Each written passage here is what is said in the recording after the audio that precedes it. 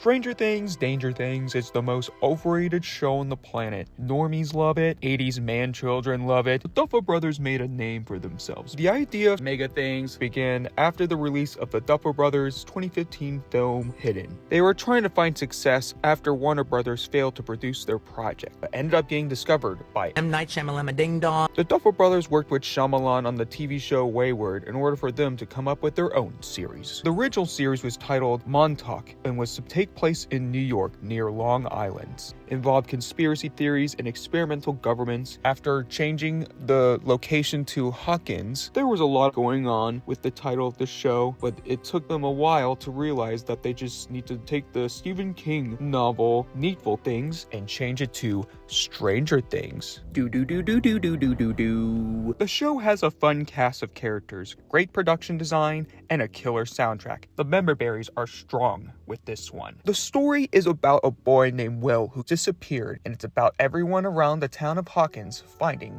this little boy. The show is divided into 3 sets of characters. You got the kids, the teens, and the adults. My favorite plotline involves the kids and the teens. The adults sometimes take a back seat, but they have their moments to shine. Certain hateable characters get redeemed. Winona Ryder is funny, Hopper is always angry, but there's this one character that I just can't stand. He's probably the most annoying character in Honest Things, and that is Steve. I don't like Steve. Fuck Steve. Steve is the worst piece of shit ever. I don't like this character. He's such a complete asshole. He basically ruins the entirety of the series up until the end, but everything about this character I fucking hate.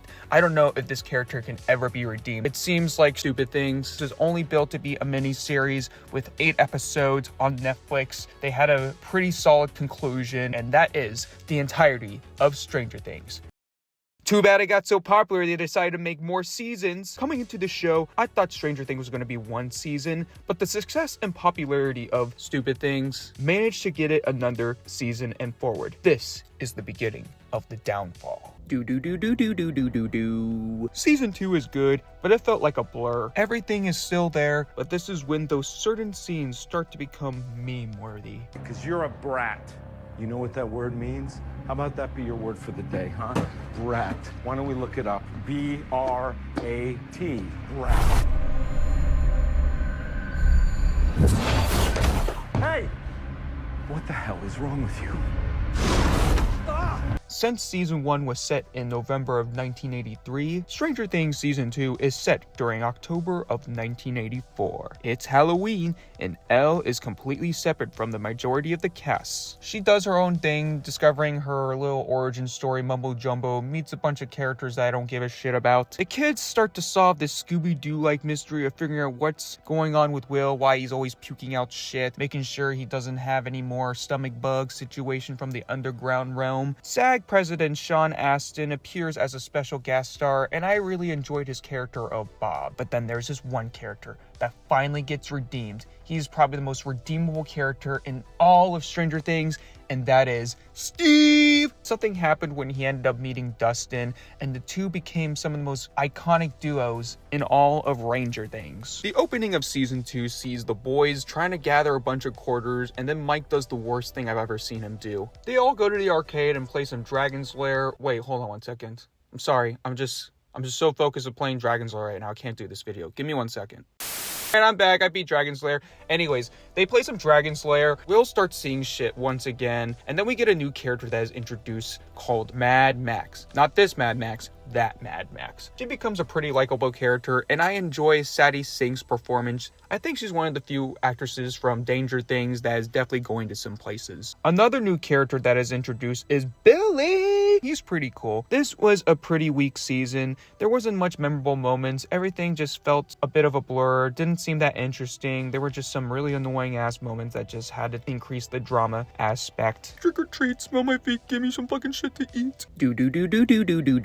Manager Things season 3 is when the series starts to become dumb funny. Summertime is here and all the kids are out of school. They are finally doing things that they've always wanted to do, but guess what? They're starting to become teenagers. This is when the kids start to hit puberty, and it shows. The teens start to take a backseat in this season. They just don't seem that interesting. I think when Nancy and Jonathan start to get together, they just seemed like the most boring ass duo in the entire series. Steve is still pretty cool, and we get another another new character named Robin, who I really enjoyed. I think she's definitely better additions to Manager Things. In this season, the Russians are considered the bad guys. They start creating some interdimensional portal from the upside down realm. This was set during the Cold War. If you mention the word Russian to anyone in the 80s time period, they would flip the fuck out. Billy has a lot to do in this season compared to the last. He becomes such an important character. I think this is the season where the montage scenes are amped up. The majority of it is people going to the mall because 80s malls are just so fucking cool. It's so alive. Man, this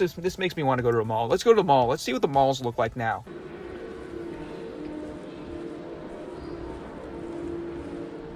Will just wants to play D&D. That's his character. He doesn't really do anything. He just wants to play D&D.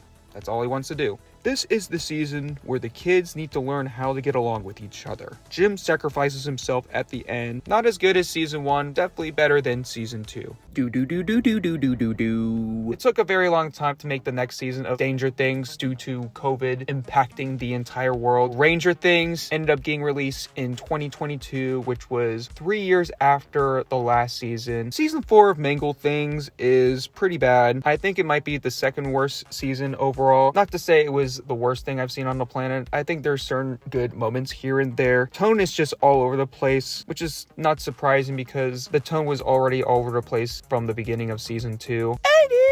Is an awesome character. Lucas turns into a little shithead. 3 stories going on this season, with the adults rescuing Jim, Mike, L, Will, and Jonathan driving with some stupid ass stoner pizza man, and then we got Dustin and Steve and the rest of the characters in Hawkins doing some of the best things I've seen them do. Mad Max was definitely one of the best characters this season. She has a lot going on. Action scene is cool in the underground realm. Thought Steve was going to die this season, but they ended up saving him in the end. You get that one song, Running Up the Hills, running up the hills. Finally get introduced to the major antagonist of all of Family Things, and that is Vector, played by Freddy Krueger. Oh yeah! We get to see Steve and Robin work at a VHS store. I really like these scenes because I like going to movie stores.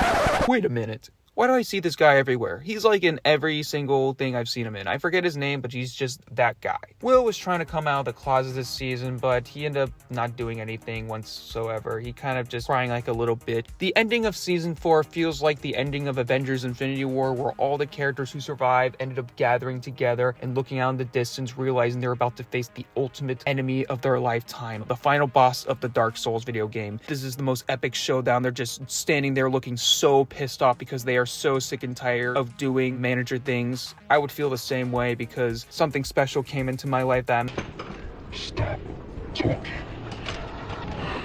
You're going to get us killed. My experience with Stranger Things is just a roller coaster. I really enjoyed some aspects, but I also really thought other aspects is annoying. John Levy is one of the producers of Minor Things, which it can definitely show with some of the styles that it tries to go with. Just kind of feels like I'm watching fucking Free Guy. And now we get to season 5. It was delayed due to the SAG-AFTRA strike, and there have been some interesting production issues that I'm not going to get into detail. You'll probably have to read a bunch of news articles to understand. This is probably the most popular thing Netflix has ever created. If is it going to be a home run or is it going to be a failure? I am curious to know how they're going to conclude the entirety of season 5 of Stranger Things. Thank you for checking out this video of Super Things. If you want to check out the next video, leave a like and I'll see you in the next one. Take care. Hi guys.